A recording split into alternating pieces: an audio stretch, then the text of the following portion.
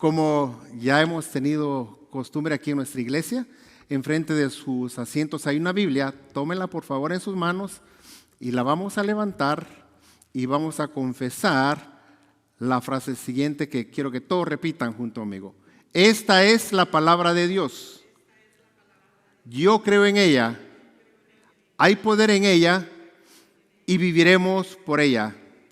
Amén. Este es el honor que le debemos nosotros a la palabra de Dios.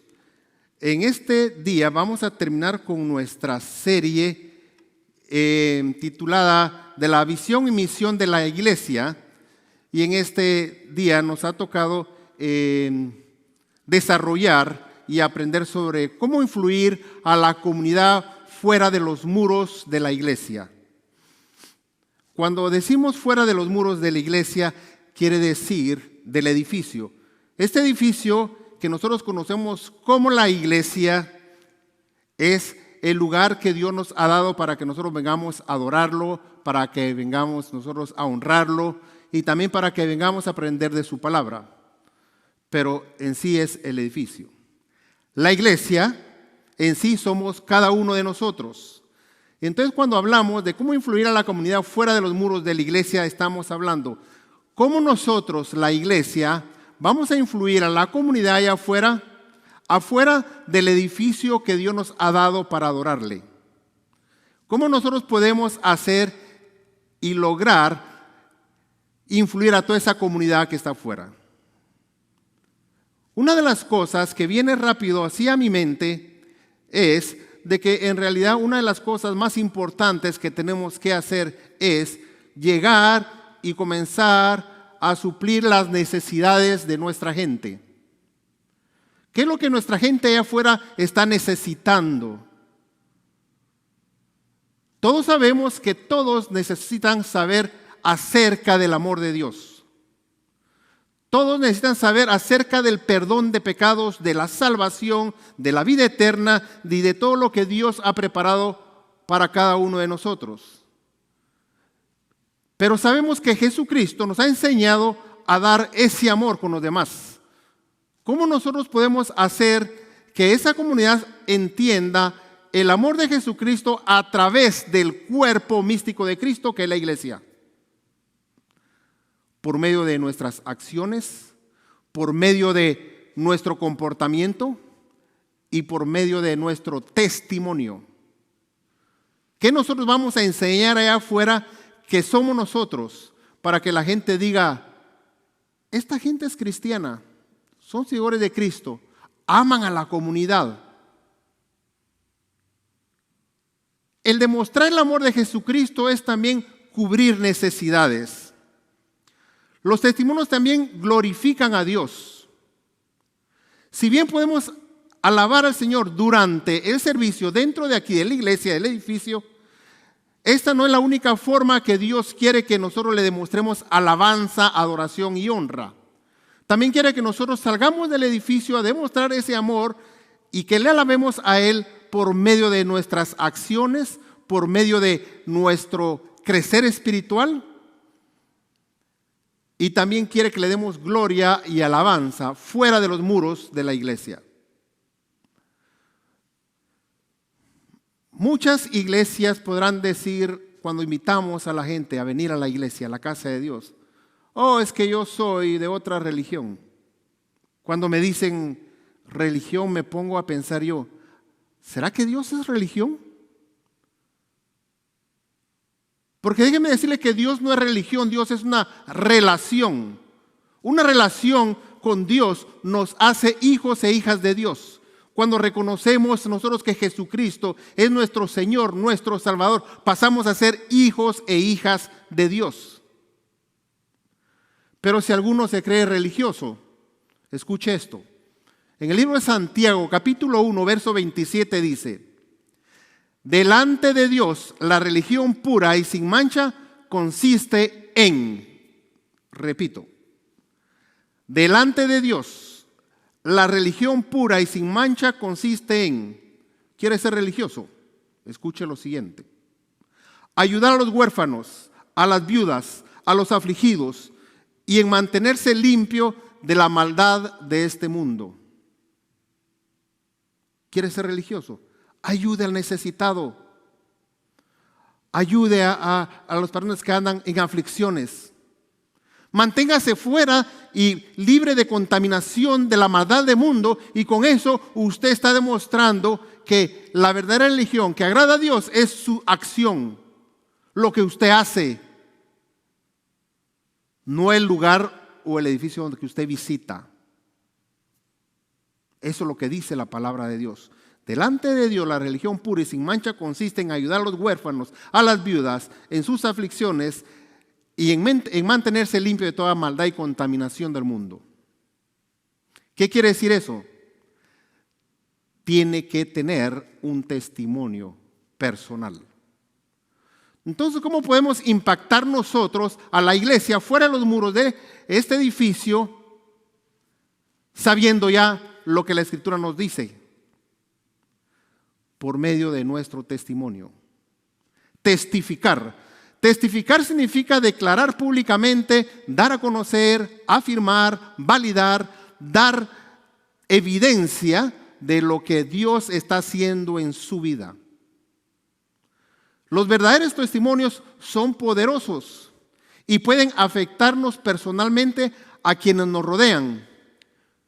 Un testimonio no es solo una historia, hay un verdadero impacto espiritual dentro de él. Muchos se preguntarán, por ejemplo, ¿cuándo hemos venido aquí? Todos nosotros hemos venido de inmigrantes de nuestros países para acá. ¿Cómo fueron nuestros primeros días de inmigrante? Fueron muy difíciles.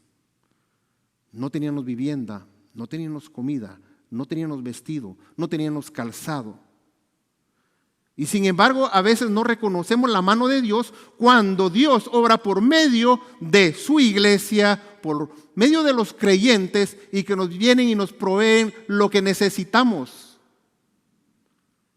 Y tal vez al tiempo nos damos cuenta, en verdad fue Dios el que hizo eso en mi vida. En verdad fue Dios el que suplió mis necesidades. Y una de las cosas es que cuando nosotros venimos para este país, pasamos dificultades que comenzamos a clamar a Dios y a buscar de Dios. Tal vez por primera vez, tal vez ya buscábamos de Él anteriormente, pero tal vez no era tan intenso como en esos días de que nosotros sentíamos asfixiarnos. Y Dios escuchó nuestra oración, nuestro clamor, y comenzamos a buscar de Dios. La Escritura dice: busca primeramente el reino de Dios y su justicia, y todas aquellas cosas que tú necesitas llegarán por añadidura. Y es ahí cuando nosotros nos damos cuenta, Dios mismo, por el motivo que yo busqué de Dios, por lo que yo clamé a Dios, por lo que pedí a Dios, lo busqué primeramente a Él, y Él está añadiendo lo que yo necesito para mi vida, para mi familia.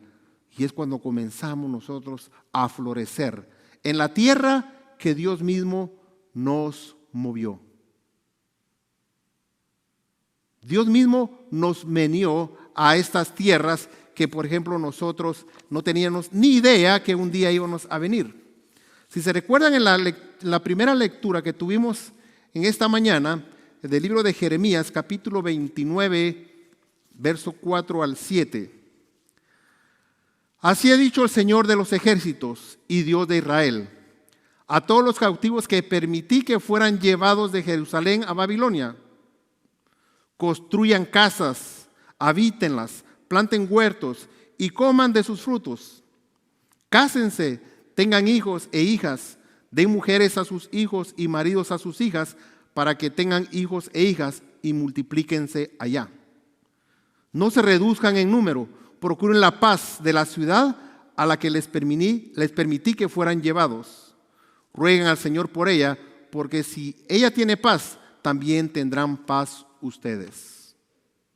Así como este pueblo de Dios, el pueblo de Israel, Dios lo movió y fue cautivo, y Él permitió que fueran cautivos y los menea para Jerusalén, a Babilonia.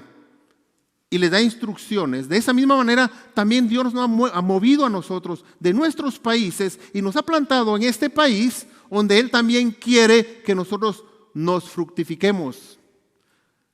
Que tratemos de llevar la paz con los demás. Porque si hay paz, nosotros también vamos a tener paz. ¿Qué quiere decir eso? Que el hecho que nosotros estemos acá, tenemos que enseñarle a nuestros hijos acerca de quién es Dios. Porque Dios es el Dios de paz. Tenemos que enseñarle a nuestras familias quién es Dios y quién nos mandó para acá, quién nos está plantando aquí, para que vemos frutos y crezcamos. Y que nos comportemos bien en este país que nos abrió las puertas. Si este país tiene paz, nosotros también vamos a tener paz.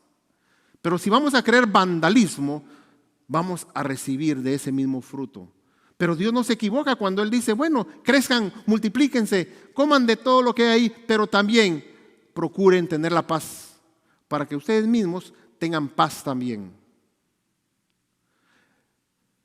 Es algo que en realidad si Dios lo pone de esa manera en la Escritura, es porque Él sabe lo mejor para cada uno de nosotros.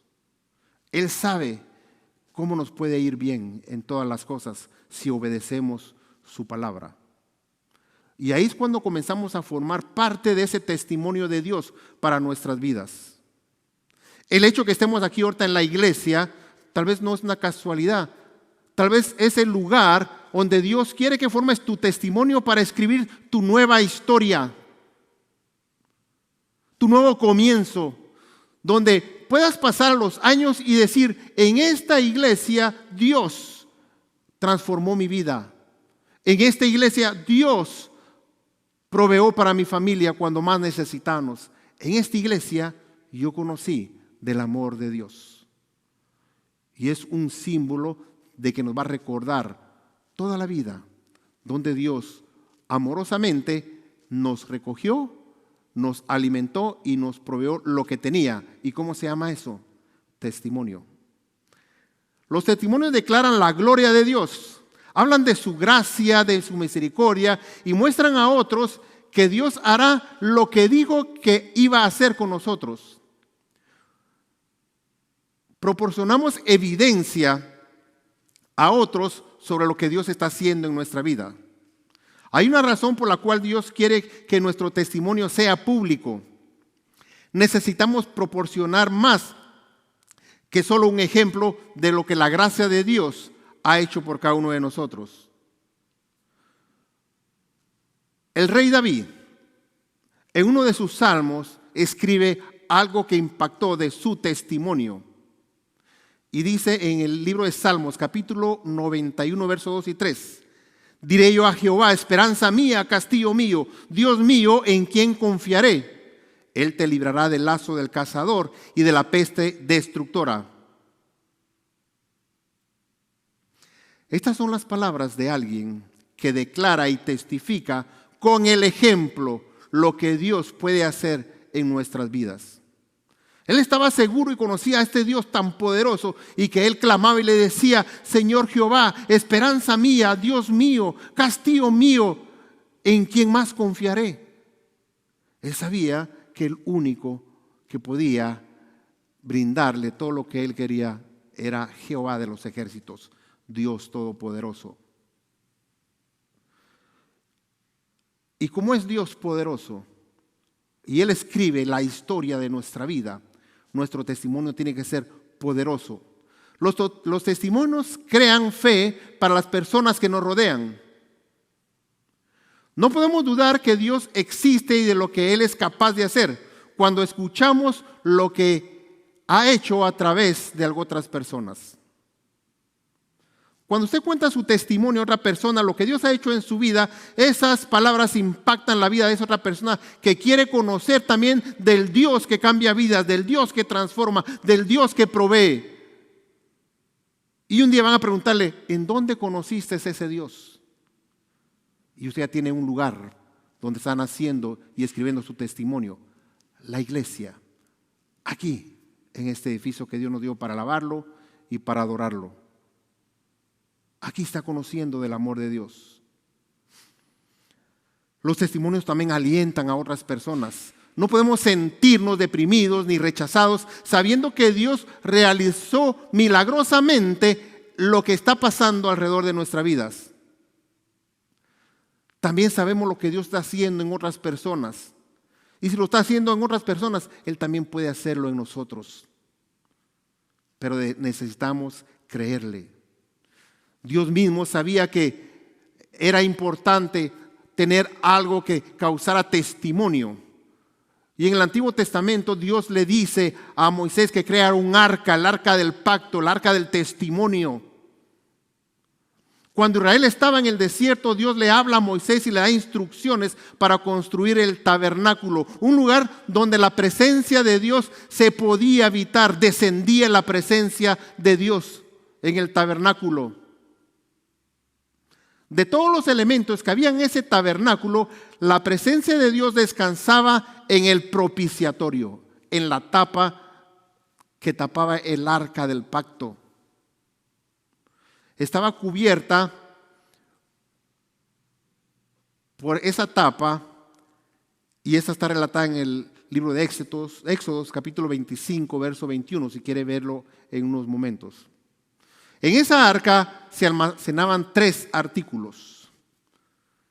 El maná, que caía cuando el pueblo necesitaba comer, que caía maná del cielo. Estaban las piedras de la ley que le dio a Moisés, que representaban la palabra de Dios. Y también estaba la vara de Aarón, que representaba la corrección, la autoridad de Dios. El maná representaba, como les decía, la provisión, la capacidad que Dios tiene para poder alimentarnos. Su palabra para guiarnos y la vara para corregirnos. Basado en todas estas experiencias, el pueblo de Israel vio la mano de Dios obrando a su favor. Y Dios les dio un símbolo para que contaran sus testimonios. Cuando alguien llegaba al arca del pacto, ¿por qué tiene el maná? Venía la historia del testimonio del pueblo cuando iba pasando en el desierto y que no tenía que comer y le pedía al Señor comida y le dio pan del cielo. Pero ¿por qué tenían esas piedras con los 10 mandamientos? Viene y comienza a contarle el testimonio de cuando estuvo en la presencia de Dios y Dios le dijo, escribe sobre estas piedras los mandamientos. Pero porque tienen la vara de Aarón, podían contar el testimonio de lo que Dios hizo para abrir el mar rojo con la vara de Aarón. Y todo lo que Dios está poniendo enfrente de usted es algo que le va a recordar del testimonio de lo que Dios está haciendo en su vida. Está escribiendo una nueva etapa de su vida. Posiblemente en el pasado a usted le estaba yendo mal, tuvo problemas, conflictos, enfermedades, tristezas, depresiones. Y hoy Dios le regala una coma a su testimonio para que ponga en esa parte de su vida esa coma que significa un paréntesis, un alto, y empiece a escribir la nueva vida que Dios le está dando en Cristo Jesús. Es una gran oportunidad recibir esa coma de parte de Dios para ponerla y decir hasta aquí llegó esta etapa de mi vida, porque de aquí en adelante esta nueva historia de Dios empieza en mi vida. Y va a comenzar a construir su nuevo testimonio. El arca del testimonio en el Antiguo Testamento fue un presagio para el creyente del Nuevo Testamento. Ahí evitaba la presencia de Dios. Pero ahora mire la diferencia. Ahora a ese tabernáculo pasamos siendo nosotros, porque nosotros somos templo del Espíritu Santo. Es lo que dice la Escritura, que nosotros somos templo del Espíritu Santo, por lo cual el Espíritu Santo de Dios habita en cada uno de nosotros y fue dado por medio del bautismo.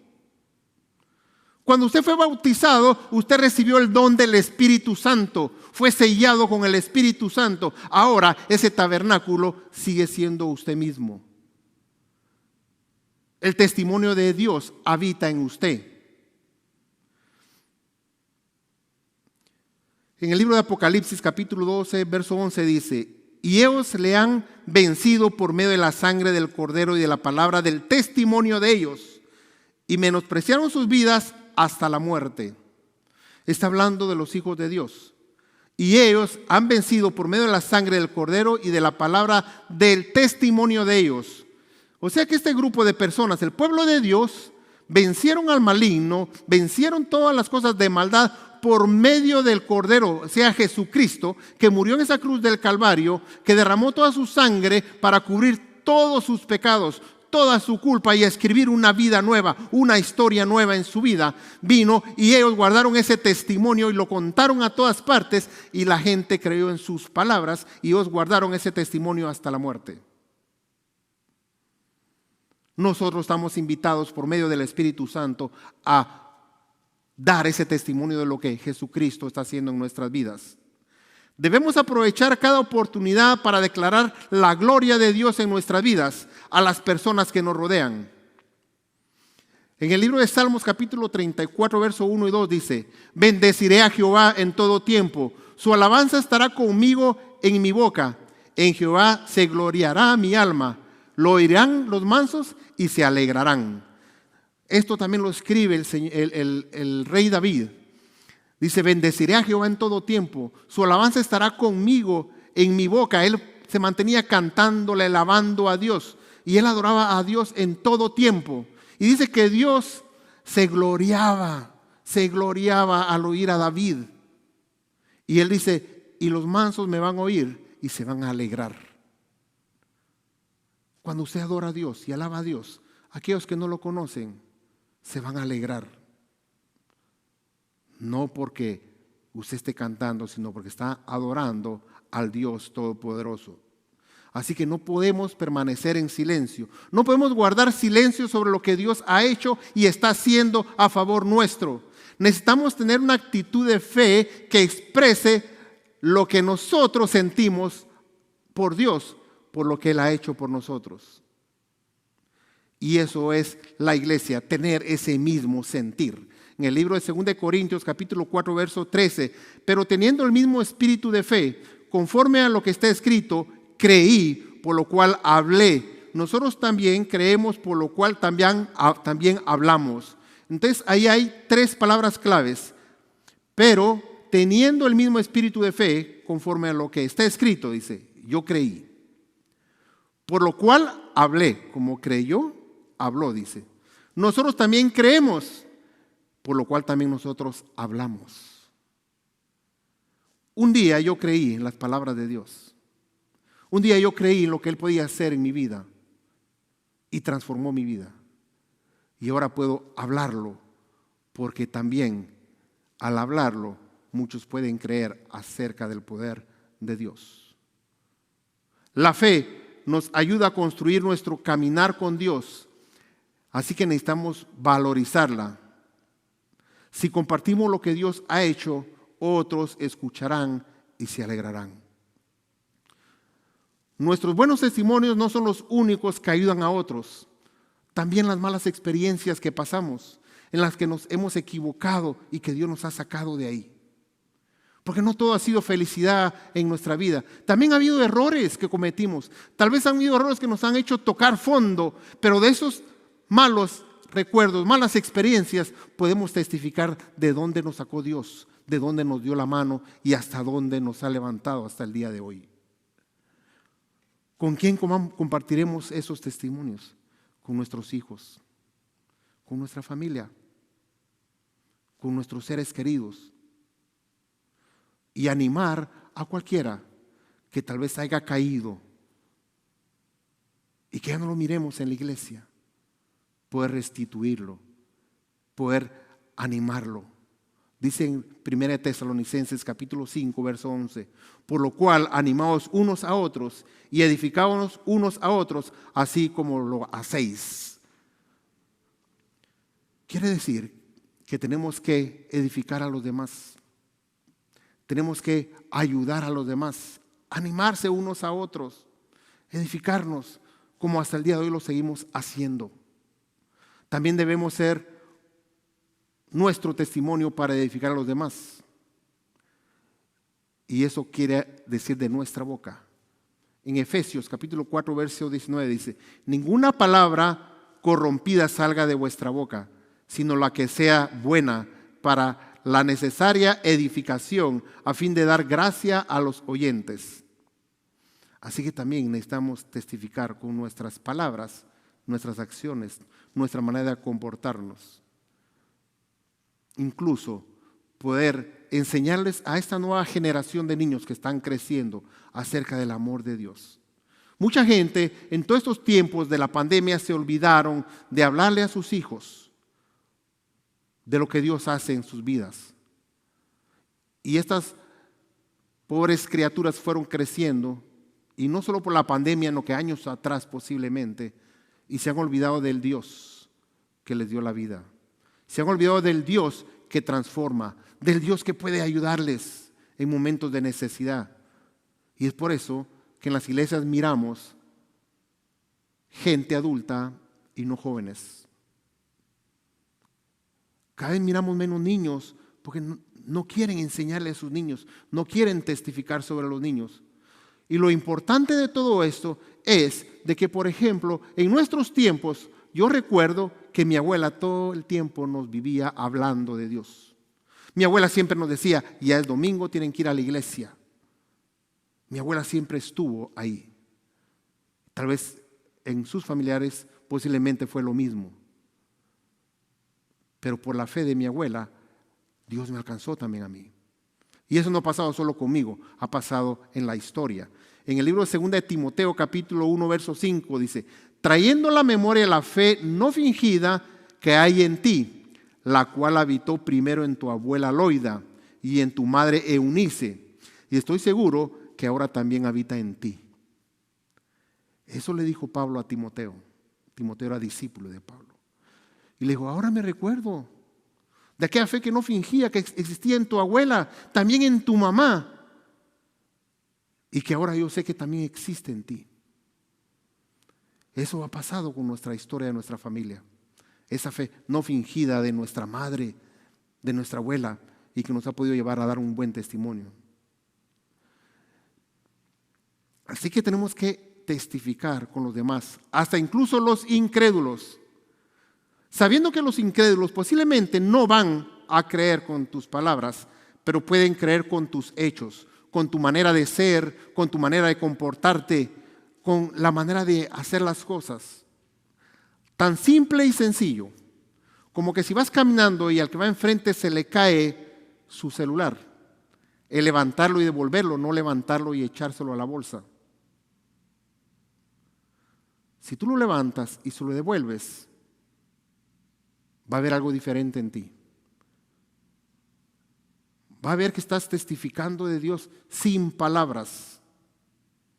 Y todo eso lo vamos a hacer porque somos escogidos de Dios.